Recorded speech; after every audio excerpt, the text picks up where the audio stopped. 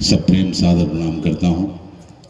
ये जो स्थान है या ये जो देवादिदेव महादेव का मंदिर है, सन 86 में यहाँ पे बहुत सारे लोग होंगे जिनमें से हो सकता है जो युवा साथी हैं उनका जन्म भी ना हुआ हो, लेकिन यहाँ पर जब हमारे आदरणीय बहनोई साहब इस भवन का निर्माण कर रहे थे, जहाँ जो आज आपका चिकित्सालय है, और मैं सागर विश्वविद्यालय में पढ़ता था, तो उस दौरान परम पूज्य गुरुदेव दद्दा जी ने यहाँ पे भागवत कथा का आयोजन किया था और 11 लाख पार्थिव शिवलिंग निर्माण यहाँ पर किए थे।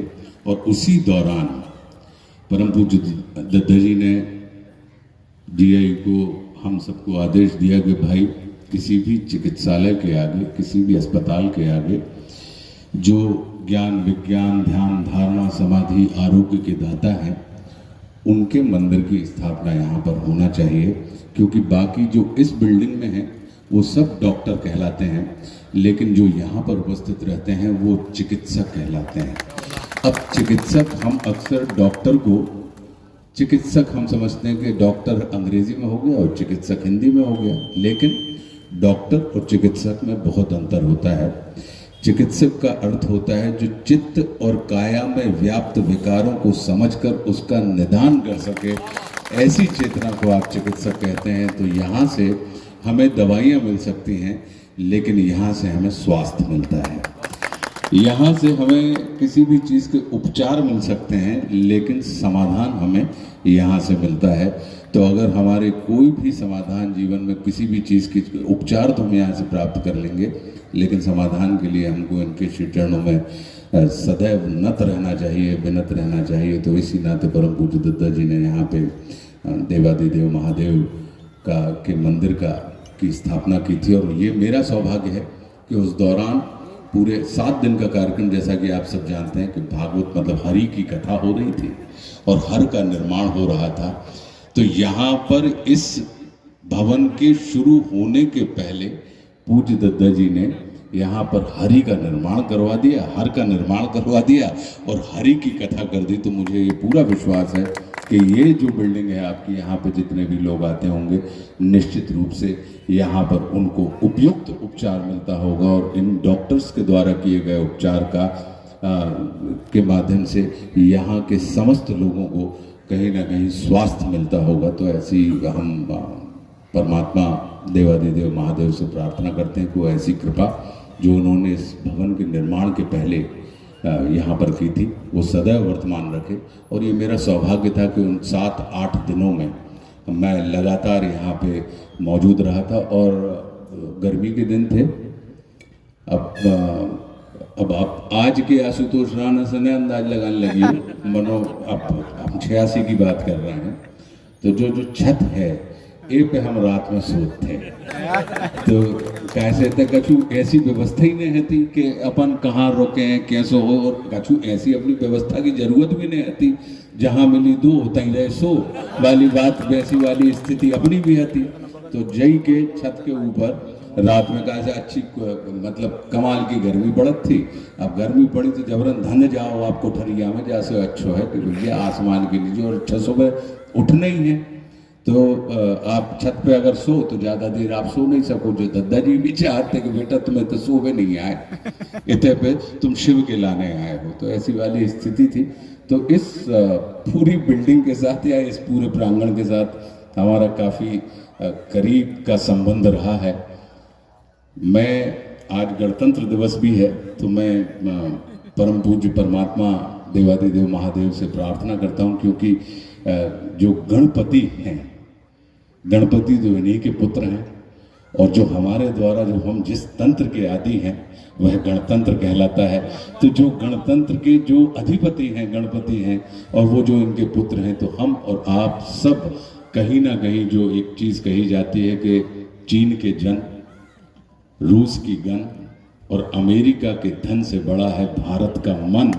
तो ऐसी वाली स्थिति के हम देश वाले लोग हैं, तो हमारे ऊपर वो सदैव कृपा वर्तमान अपनी कृपा बनाए रखें, ताकि हम उनके नाम से स्थापित जो गणतंत्र है उसकी मर्यादा का अनुपालन करते हुए। और गणतंत्र में मर्यादा का बड़ा महत्व होता है कि जितना महत्व मेरा है उतना ही महत्व प्रत्येक गण का है। जितना मैं अपने विचारों का आदर करता हूँ उतना ही महत्व मैं आपके विचारों को देता हूँ। तो ऐसी वाली परस्पर आदरेय व्यवस्था को ही गणतंत्र कहा जाता है। और गणतंत्र की विशेष प्रक्रिया होती है कि गणतंत्र में विचार भिन्नता तो अनिवार्य है, लेकिन विचार शून्यता इसके लिए लाभदायक नहीं है। तो ये देवादिदेव महादेव की हम सबके ऊपर कृपा है कि हमारे पास विचार भिन्नता हो सकती है लेकिन विचार शून्यता नहीं होती है।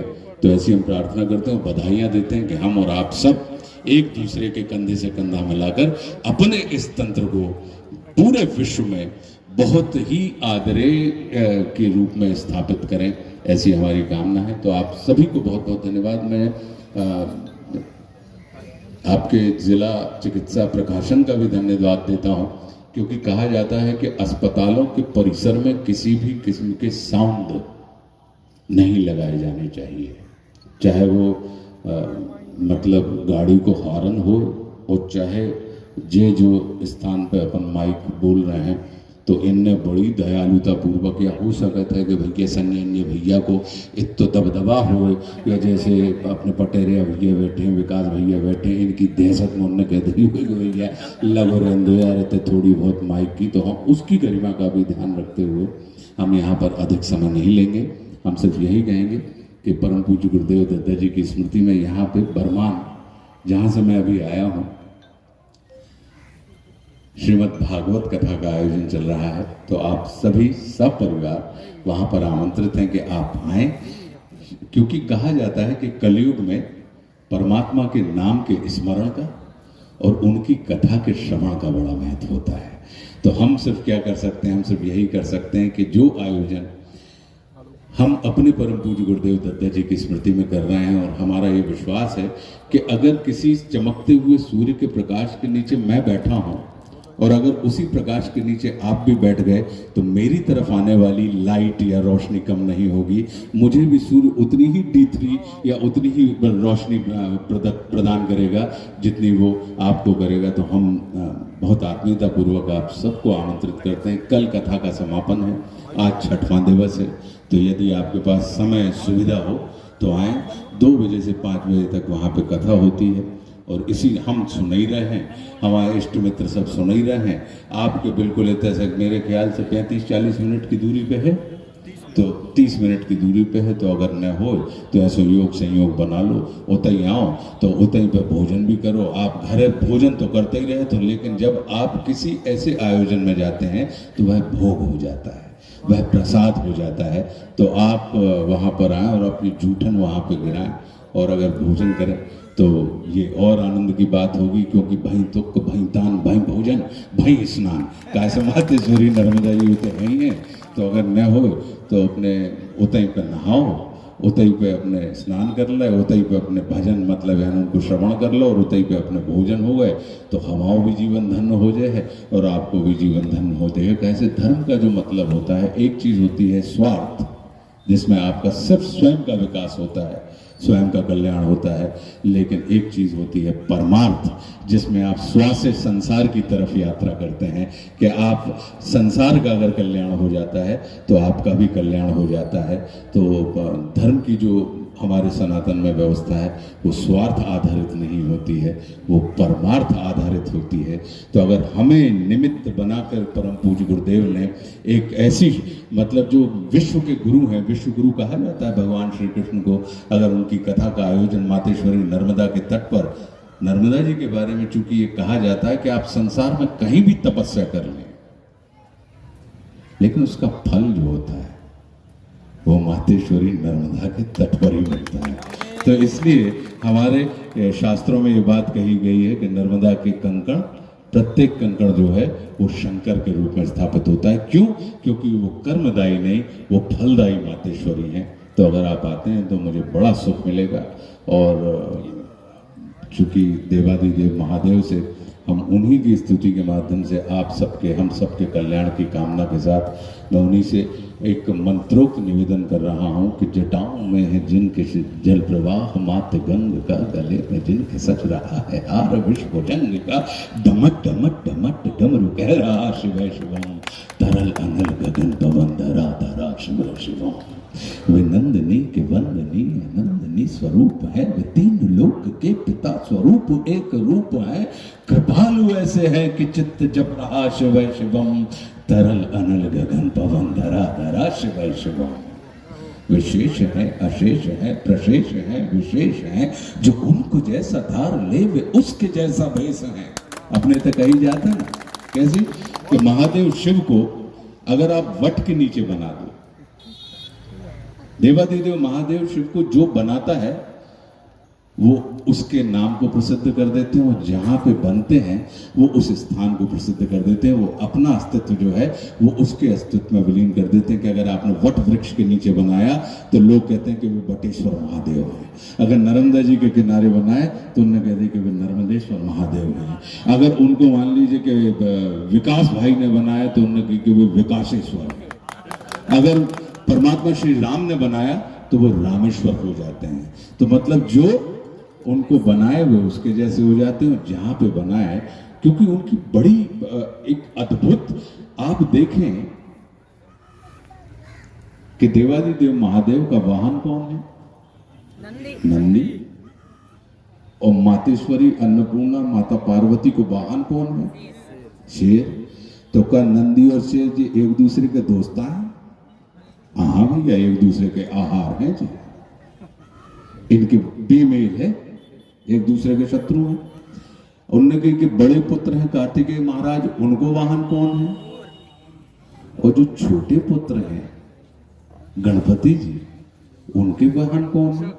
उन्हें मूषक।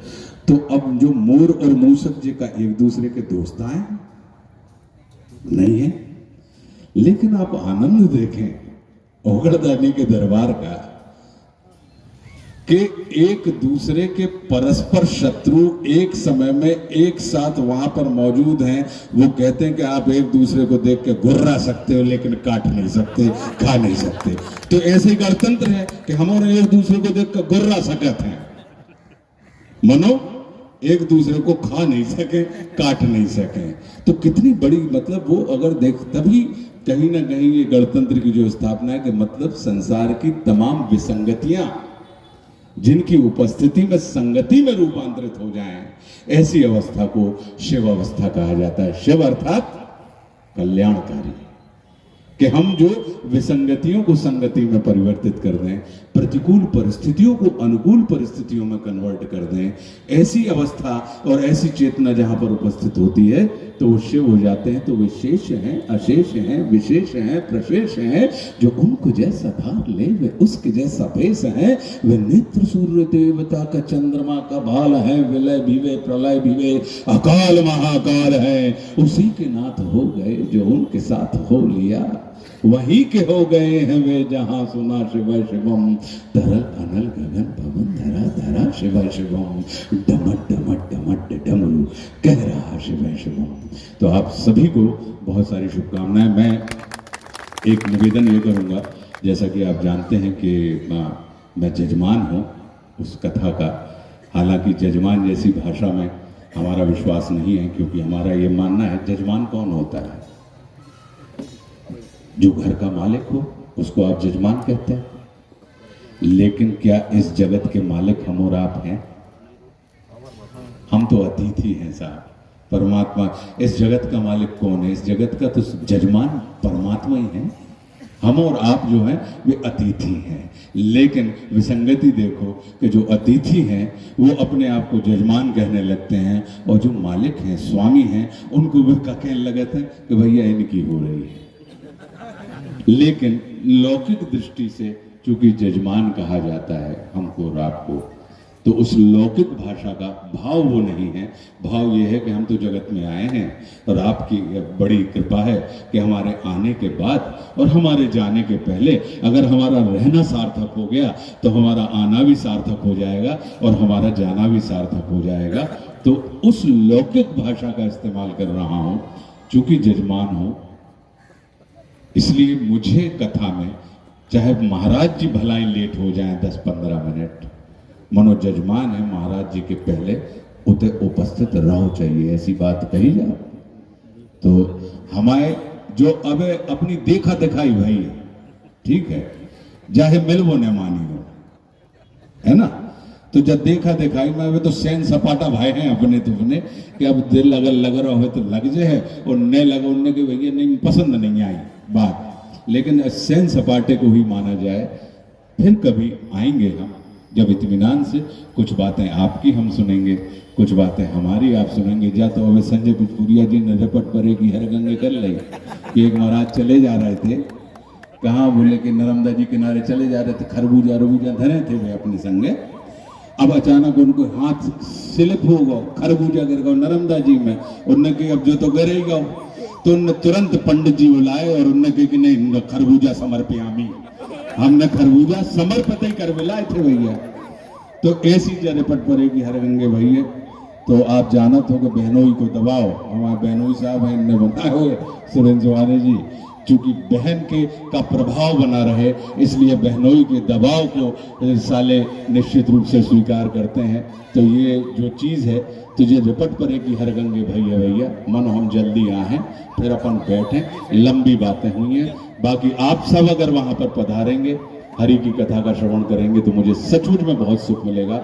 आप सबका बहुत बहुत धन्यवाद। आप सबके अरे अब ये सब बातें अब न करो, अब बेती बातें करी हैं बेती, हमने तुम्हें सुना दिया बेबी, तुम्हें बुंदेलखंडी तुम नहीं बोलोगा का काय को बोले हम, अरे काय को बोले हम, तुम पढ़ो, तुम हमने तो लिख दो भाई, हमने लिख दो बुंदेलखंडी। और आज की तारीख में जिस तुम रील की बात कर रहे हो, बहुत से मुझ के आदमी जो बुंदेलखंड के नहीं है, बुंदेलखंडी जिनकी भाषा नहीं है, वे अपनी रील बना रहे हैं लिखे भाई पे और बोले भाई पे, जी बोल रहे के सज के आए हो मनो बच के, ये तो अपने तक पतोले हैं, अपने तक की रंगदारी है भाई बुंदेलखंड की। उन्हें के आदमी बोले कि मौ से नहीं, बोले मौ तोड़े को मतलब, बोले मौ तोड़ने को मतलब मौ नहीं तोड़ने भैया, मौ से तोड़ने कि इतनी बातें कह दो आदमी को कि बिना तोड़ा तवाड़ी के सामने वालों ने कही कि एक को मारा दो मर जाए, तीसरा खोप काय मर जाए, और मरे के नीचे जितना लोग का ऊपर लोथ लई लटका। अपने तो ऐसी ऐसे ऐसे खंड का रहे हैं आलाउदल की, अगर आप उनके बड़े लड़ैया महुआ बारे, इनकी मार सही न जाए और एक को मारा दो मर जाए, तीसरा खौफ खाए मर जाए। मतलब एक आदमी को दलकारो तो 3 आदमी अपने आप में चिमरियाई साथ के होते ही दंडवत कर लेंगे भैया हमसे अब गलती न हुई है। तो वे सब पतोलेबाजी है बामें। अगर आप देखो कि जो उन्होंने के भैया बोले सज के आए हो मनो बच के जाओ, बोले इतनी गोलियां चल है कि छर्रा बीनत करोड़पति हो जाओ। अब लो साहब अब ने इतने चली ने उतने घली मनो काम होगा। तो जो बात बोल के हो सके, बोली से हो सके, वो बुंदेलखंड के पास हुनर है कि जो काम गोली से नहीं होता वो काम बोली से हो जाता है। तो भाई सब कहना तो है भाई, रील तो तुम बनाओ बाबा का, हमने तो कह दी क्या, तो अपने हित की बातें हैं। तो बहुत बहुत धन्यवाद आप सबका, और आप सबकी मुझे प्रतीक्षा रहेगी। कल वहाँ पर समापन है, आज भी कथा है, और मुझे पूरा विश्वास है कि मेरे यहाँ से जाने को आप मेरी अशिष्टता की श्रेणी में नहीं रखेंगे। ये मेरी बाध्यता है, कैसे भैया इतने सब न कोई कथा करवाई हैं, और अगर कोई के घर कथा चल रही होए तो वो संसार की व्यथा सुनवे नहीं जाए, न व्यथा सुनावे जाए, तो वो अपने घर डेरा डाल के डर हो जाते हैं। तो नर्मदा मैया को क्षेत्र तो आपको भी घर है, हमारा भी घर है भैया। तो उतर पे हमें लग रहा है कि उतर पे पहुँच जाओ चाहिए समय से। तो मेरी इस बात को अशिष्टता मत समझना भैया, विवशता समझना। और विवशताएं तो बुंदेलखंड में बहुत अच्छे से समझी जाती हैं। और बुंदेलखंडी व्यक्ति का एक और चरित्र होता है कि वो अपने सामने किसी व्यक्ति को अवश नहीं रहने देता, विवश नहीं रहने देता। यदि कोई विवश और अक्षम व्यक्ति उसके संपर्क में आ जाए तो वो अपने सानिध्य से उसको सक्षम बना देता है, सशक्त बना देता है। तो ऐसा मुझे पूर्ण विश्वास है कि देवरी में बिल्कुल नहीं, ज्यादा न फैलो मसरो।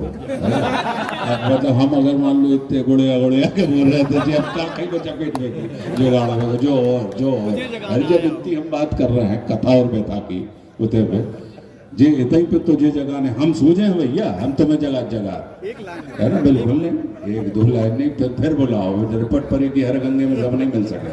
ठीक है।